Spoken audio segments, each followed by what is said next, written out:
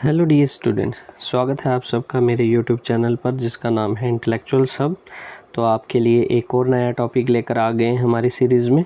तो जैसे कि आपको पता है कि हम ने जो है सेंट्रल एग्जीक्यूटिव वाली सीरीज़ स्टार्ट की थी, ठीक है जी।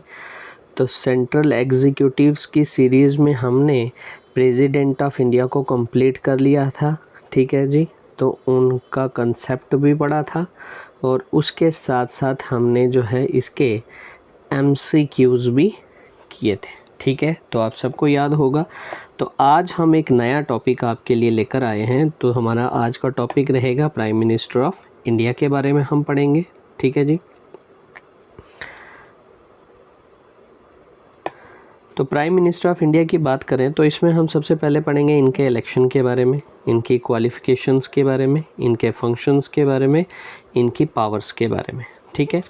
तो जैसे कि आपको पता है, कहता है इन पार्लियामेंट्री स्कीम और system of government provided by the constitution the president is the nominal executive और de jure executive and the prime minister is the real executive authority और द डी फैक्टो एग्जीक्यूटिव कहा जाता है, ठीक है जी। कहते हैं अगर हम इंडिया की बात करें तो इंडिया में हमारा क्या है, कॉन्स्टिट्यूशन है जिसको सुप्रीम लॉ ऑफ लैंड कहा जाता है। तो कॉन्स्टिट्यूशन के अंदर हमारे पास जो है वो पार्लियामेंट्री गवर्नमेंट का प्रोविज़न है, ठीक है जी। अब पार्लियामेंट्री गवर्नमेंट क्या होती है कि जिसके अंदर जो है हमारी पार्लियामेंट है, ठीक है।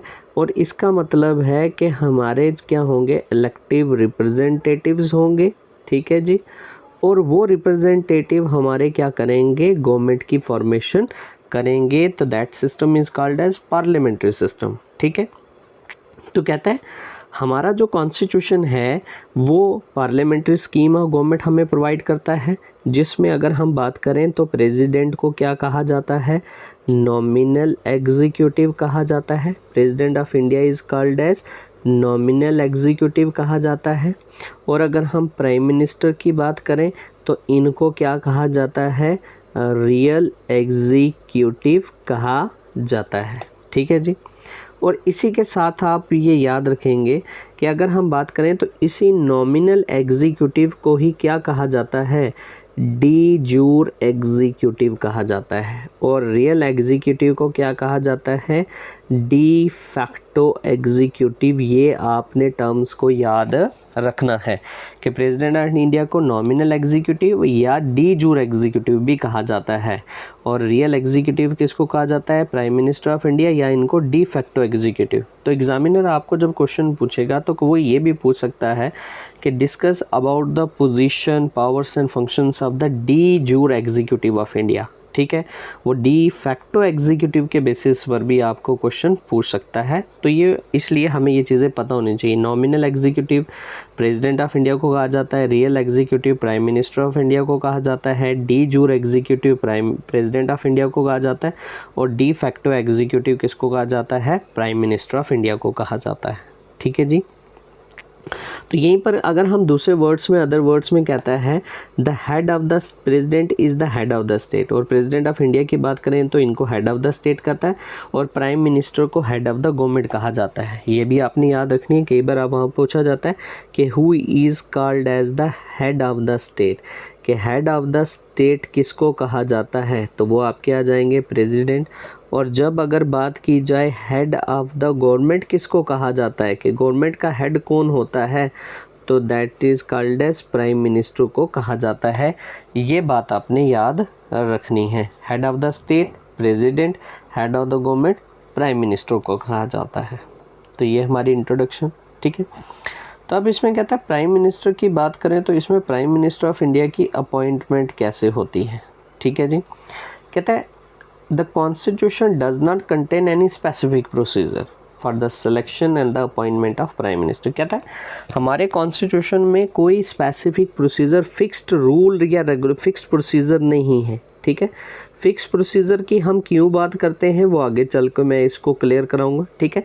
कि प्राइम मिनिस्टर को कैसे सिलेक्ट किया जाएगा, कैसे अपॉइंट किया जाएगा, इसकी कोई जो है फिक्स प्रोसीजर, एक सिस्टम नहीं है। लेकिन आर्टिकल 75 की अगर हम बात करें तो आप देखेंगे कि हमारा आर्टिकल 75 ये कहता है that the prime minister shall be appointed by the president of India, कि प्राइम मिनिस्टर भारत के प्रधानमंत्री को यहाँ के राष्ट्रपति जो है नियुक्त करेंगे।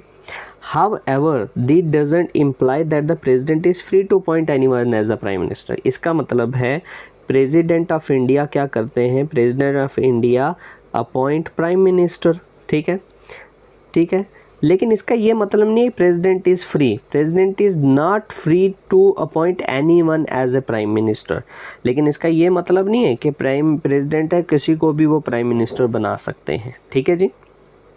कहता है in accordance with the conventions of the parliamentary system. अगर हम यहाँ के रीति और रिवाजों की बात करें पार्लियामेंट्री सिस्टम की, तो president has to appoint the leader of the majority party in the Lok Sabha is the prime minister. कि यहाँ पर आप देखोगे प्रेसिडेंट अपॉइंट करते हैं जो भी पार्टी मेजॉरिटी में होती है, उसका जो लीडर होता है that is appointed as the prime minister, उसको प्राइम मिनिस्टर अपॉइंट कहा जाता है। लेकिन but when no party get clear majority, लेकिन कंडीशन है कि अगर किसी भी पार्टी को नो पार्टी गेट मेजॉरिटी, अगर किसी भी पार्टी को मेजॉरिटी नहीं मिलती है तो उस कंडीशन में क्या होगा। तो आपने पता है, आपको को पता है कि कॉन्स्टिट्यूशन में there is a check and balance system in the constitution of India. Indian constitution की सबसे खास बात, यूनिक फीचर के हर चीज़ को बैलेंस करने के लिए यहाँ फिक्स प्रोसीजर्स बताए गए हैं, हर एक सिस्टम है यहाँ पर, ठीक है। तो उस कंडीशन में क्या होगा, तो कहता है उन कंडीशन में the president exercise his personal discretionary power. और उसमें आपने याद रखना है कि उस टाइम में प्रेसिडेंट ऑफ इंडिया क्या करते हैं, अपनी पर्सनल डिस्क्रिशन पावर का यूज़ करते हैं for the selection and the appointment of the prime minister. Okay, तो कहता है कि जब आप देखते हैं कि जब किसी भी पार्टी को मेजॉरिटी नहीं मिलती है तो उस कंडीशन में क्या होता है, तो उस कंडीशन में प्रेसिडेंट ऑफ इंडिया क्या करते हैं कि अपनी पर्सनल डिस्क्रिशन पावर का यूज़ करते हैं for the selection and the appointment of prime minister. अब ऐसा कब हुआ, कैसा हुआ, क्या हम इसमें कह सकते हैं कि प्रेसिडेंट ऑफ इंडिया ने कभी अपनी पर्सनल डिस्क्रिशन पावर का यूज़ किया है? तो yes, there are many times when the presidents of India use discretion power for the appointment of prime minister। तो ऐसी बहुत सारी सी कंडीशंस हमारे पास आई हैं, ऐसे बहुत सारे से एग्जांपल्स हैं हमारे पास जिसके बेसिस पर प्राइम मिनिस्टर को प्रेसिडेंट ऑफ इंडिया ने अपॉइंट किया है, लेकिन अपनी पर्सनल डिस्क्रिशन पावर। तो वो क्या है हमारे पास, कहाँ कहाँ है वो हम देखते हैं, ठीक है जी। तो ऐसी कौन सी एग्जांपल्स हैं हमारे पास, तो यहाँ पर देखते हो for example the discretion exercise by the president of India first time in 1979। तो पहली बार ऐसा कब हुआ कि प्रेसिडेंट ऑफ इंडिया ने अपनी डिस्क्रिशन पावर का यूज़ किया, तो ऐसा 1979 में पहली बार हुआ जब नीलम संजीवा रेड्डी जो प्रेसिडेंट ऑफ इंडिया थे, उस टाइम के प्रेसिडेंट थे, appointed Charan Singh coalition of the leader as the prime minister after the fall of the Janata party. देखो 1977 में इंडिया में जनता पार्टी थी, ठीक है, और उस जनता पार्टी का लीडर कौन था, मोरारजी देसाई, ठीक है जी। मोरारजी देसाई उनके लीडर थे और वही थे प्राइम मिनिस्टर, ठीक है। लेकिन जब इनकी गवर्नमेंट का डाउनफॉल हो गया 1979 में, इनकी गवर्नमेंट डाउनफॉल हो गया, तो उस टाइम में और किसी पार्टी के पास मेजॉरिटी नहीं थी, तो उस टाइम में प्रेसिडेंट ऑफ इंडिया जो थे नीलम संजीवा रेड्डी ने अपनी डिस्क्रिशनरी पावर का यूज़ कर चरण सिंह को as a prime minister appoint किया, ठीक है, ठीक है जी। यहाँ तक समझ आई। एंड आफ्टर देखो लिखा भी है, after the fall of Janata government headed by the Morarji Desai, कि जब 1979 में जनता पार्टी जिसके हेड मोरारजी देसाई थे, उस गवर्नमेंट का डाउनफॉल होता है, ख़त्म होती है, तो उसकी जगह पर चरण सिंह को प्राइम मिनिस्टर इंडिया अपॉइंट किया जाता है, नीलम संजीवा रेड्डी जो उस टाइम के प्रेसिडेंट थी, ठीक है जी। फिर आगे बात करते हैं, there is one more situation when president may exercise his discretion his individual judgment in the selection and appointment of the prime minister। ऐसा कब हुआ कि जब प्रेसिडेंट ऑफ इंडिया ने एक बार फिर से अपनी डिस्क्रिशन पावर का यूज़ किया, तो ऐसी कौन सी एग्जांपल है हमारे पास, तो देखते हैं। That is what happen when Indira Gandhi was assassinated 1984। अब ऐसे एक और एग्जांपल हमारे पास आती है 1984 में जब इंदिरा गांधी, हमें पता है प्राइम मिनिस्टर ऑफ इंडिया थी गांधी, ठीक है, इंदिरा गांधी हमें पता है प्राइम मिनिस्टर ऑफ इंडिया थी। और 1984 में जब इनकी असैसिनेशन होता है, यानी इनका जब क्या हो जाता है, मर्डर हो जाता है, तो इसके बाद उस टाइम के जो प्रेसिडेंट थे, देन प्रेसिडेंट ज़ैल सिंह जो प्रेसिडेंट थे, he appointed the Rajiv Gandhi as the prime minister by ignoring the president of appointing a caretaker prime minister के। उन्होंने उस टाइम में राजीव गांधी, जिनको वो caretaker prime minister appoint कर सकते थे, but he appointed the Rajiv Gandhi as the prime minister of India, direct prime minister of India appoint किया अपनी डिस्क्रिशनरी पावर का यूज़ कर। ठीक है, आई होप यहाँ तक आपको समझ आया होगा। तो नेक्स्ट चलते हैं। कहता है अब बात आती है कि प्राइम मिनिस्टर की जब बात आती है तो इनको कैसे अपॉइंट और किस तरीके से किया जाता है, क्या प्रोसीजर है। तो हमने कहा तो 6 प्रोसीजर तो है नहीं, लेकिन हम ये देखते हैं कि 1980 में आप देखोगे कि यहाँ पर क्या हुआ। इन 1980 Delhi high court held that the constitution does not require that a person must prove his majority in the Lok Sabha before he is appointed as the Prime Minister। Most important आपके रिगार्डिंग, ठीक है। 1980 में Delhi high court ने ये कहा कि ये ज़रूरी नहीं है कि जिस पर्सन को प्राइम मिनिस्टर अपॉइंट किया जाएगा तो प्राइम मिनिस्टर अपॉइंट होने से पहले उसको मेजॉरिटी प्रूव करनी है, ये कोई ज़रूरी बात नहीं है। देखो ना, डज नॉट रिक्वायर कि एक पर्सन को जब प्राइम मिनिस्टर अपॉइंट किया जाएगा तो पहले उसको मेजॉरिटी प्रूव करनी, ये ज़रूरी नहीं है। कहता है the president may first appoint him as the prime minister. President of India जो भी अपनी मेजॉरिटी कहेगा कि भाई मेरे पास मेजॉरिटी है, तो उसको प्रेसिडेंट ऑफ इंडिया जो है फर्स्ट प्राइम मिनिस्टर अपॉइंट कर सकते हैं। And then ask him to prove his majority in the Lok Sabha within a reasonable period. और फिर उसके बाद उनको कहा जाएगा कि आप जो है अपनी मेजॉरिटी प्रूव करें। तो ऐसी हमारे पास बहुत सारी ऐसी एग्जांपल्स आपको हमें देखने को मिलती हैं। ठीक है जी, ठीक है। अच्छा, ये जो हमारे पास वीपी सिंह को 1989 में, चंद्रशेखर को 1999 में, पीवी नरसिम्हा राव को 1991 में, अटल बिहारी वाजपेयी को 1996 में, देवी गौड़ा को 1996 में, आई.के. गुजराल को 1997 में और अगेन अटल बिहारी वाजपेयी को 1998 में अपॉइंट किया गया। पहले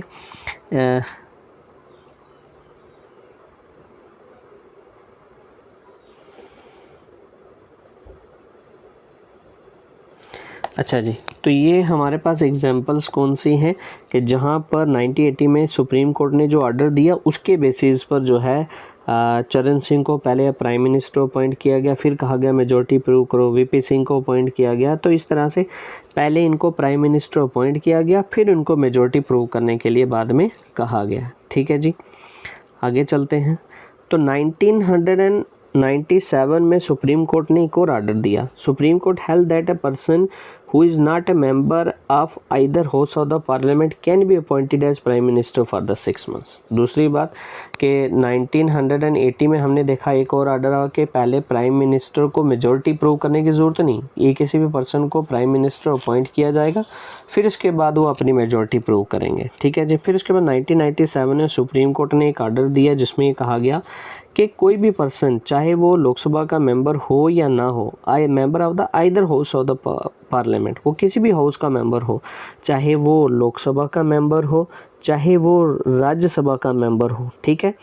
तो अगर ये इन दोनों को जो है ये मौका दिया जाएगा कि आपको प्राइम मिनिस्टर अपॉइंट किया जाएगा, और प्राइम मिनिस्टर अपॉइंट होने के बाद विद इन 6 मंथ्स आपको अपनी मेजॉरिटी प्रूव करनी है, आपको मेंबर बनना है जी। अगर आप मेंबर नहीं हैं पार्लियामेंट के, तो आप लोकसभा के मेंबर नहीं हैं, या आपको मेंबर बनना है member of the either house of the parliament, आपको मेंबर बनना पड़ेगा, नहीं तो आपकी जो प्राइम मिनिस्टर की पोस्ट है ख़त्म हो जाएगी। 1997 Supreme Court held that a person who is not a member of the either house of the parliament can be appointed as prime minister for 6 months. कि वो मेंबर, कोई भी पर्सन जो अगर किसी भी हाउस का मेंबर नहीं है तो वो प्राइम मिनिस्टर अपॉइंट किया जा सकता है उसको, और विद इन 6 मंथ्स उसको मेंबर बनना है किसी भी हाउस का, इलेक्शन कंटेस्ट करना और वो उसको प्राइम जो है या तो लोकसभा का या तो राज्यसभा का मेंबर बनना है, नहीं तो उसकी प्राइम मिनिस्टरशिप क्या हो जाएगी, ख़त्म हो जाएगी। तो ऐसा कब कब हुआ, ऐसी भी एग्जांपल्स हैं हमारे पास।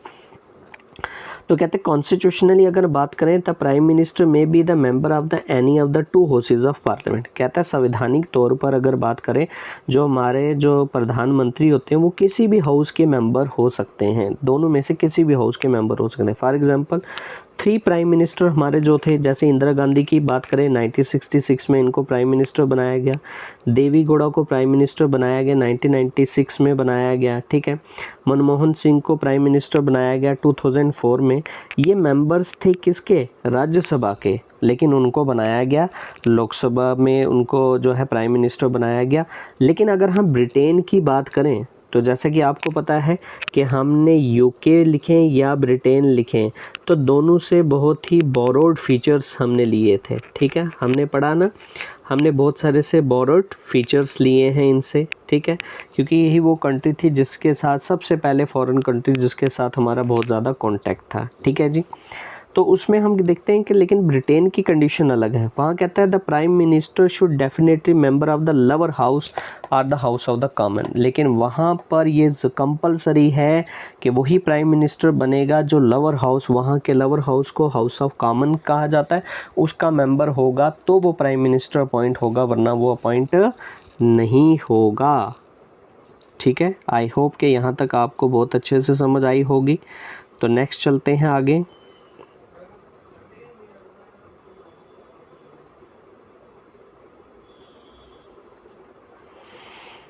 आई होप कि यहाँ तक आपको समझ आ गया होगा। तो आगे चलते हैं, ये इसकी फुल इंट्रोडक्शन थी हमारे टॉपिक के जो प्राइम मिनिस्टर ऑफ इंडिया है।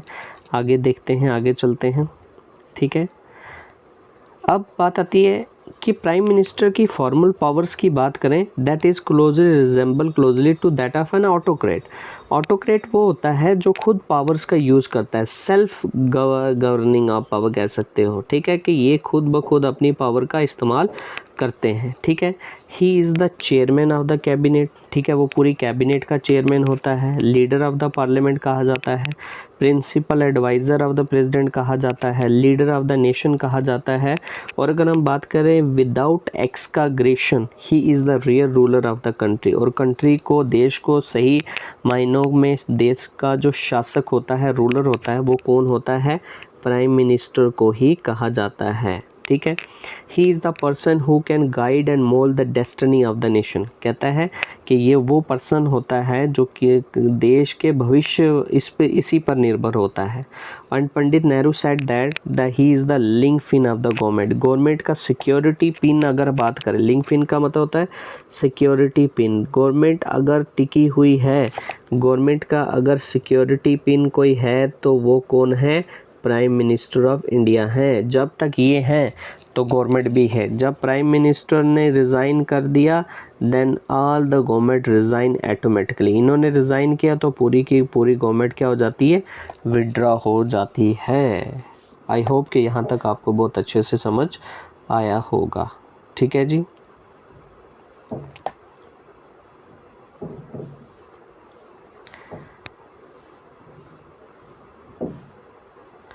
अच्छा, अब आगे देखते हैं इनकी पावर्स एंड फंक्शंस के बारे में बात करते हैं। प्राइम मिनिस्टर की पावर्स एंड फंक्शंस की बात करें, अकॉर्डिंग टू मॉर्ले की बात करें, prime minister is the key stone of the cabinet arc. पूरी की पूरी कैबिनेट जो है, की स्टोन का मतलब होता है कि आर्क पूरा, आपने देखा होगा जैसे आर्क स्टाइल में जो बहुत सारे से आज के ब्रिज बनाए गए हैं, ठीक है। तो पूरे के पूरा वो पत्थर जिसके ऊपर नींव टिकी हुई है, पूरा का पूरा कैबिनेट अगर किसी पर डिपेंड करता है तो वो कौन है, प्राइम मिनिस्टर है। पूरे का पूरा कैबिनेट, इन्होंने रिज़ाइन कर दिया तो पूरे का पूरा कैबिनेट ऑटोमेटिकली क्या हो जाएगा, रिज़ाइन हो जाएगा, जैसे मैंने अभी बताया था। अगर जेनिंग्स के वर्ड्स की बात करें, all the roads in the constitution lead to the prime minister, के संविधान में जितनी भी सड़कें हैं यानी जितने भी प्रोसीजर हैं वो सारे के सारे लास्ट में लीड कौन करता है, उनको प्राइम मिनिस्टर ही करता है। जैसे अभी हमने ऊपर पढ़ा, leader of the nation, leader of the cabinet इनको कहा जाता है। कहता है in the cabinet prime minister occupies a position exceptional and peculiar authority वाली इनको पोजीशन मिलती है। और कोई ऐसा डिपार्टमेंट नहीं है, there is no department of the government which is not under his sway, कि कोई भी ऐसा डिपार्टमेंट नहीं है डायरेक्टली और इनडायरेक्टली जो इनके कंट्रोल में नहीं होता है।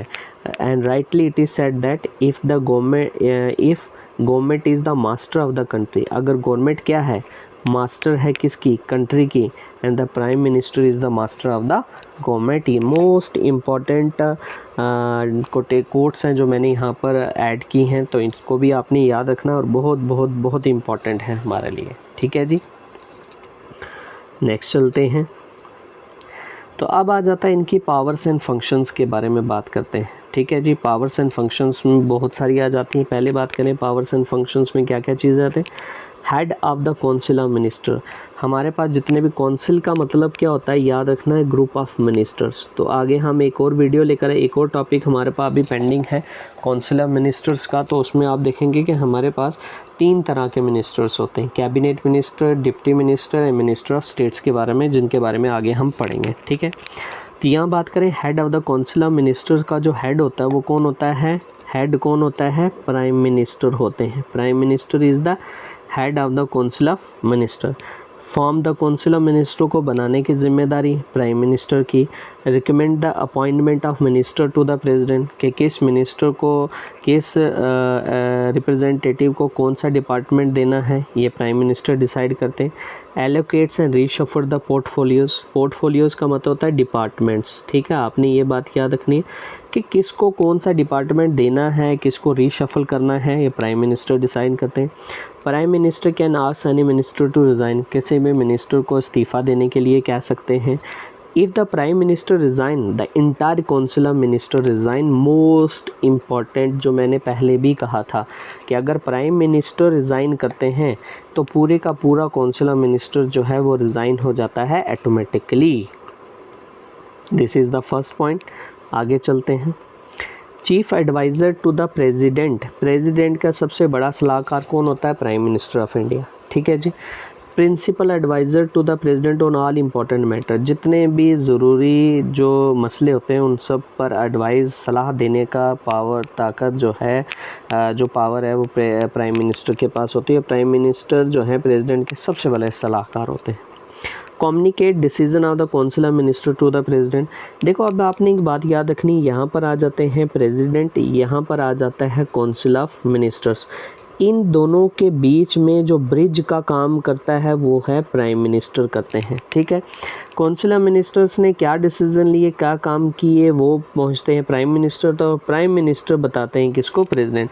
काउंसिल ऑफ मिनिस्टर्स डायरेक्टली जाकर प्रेसिडेंट ऑफ इंडिया को इन्फॉर्म नहीं करते हैं।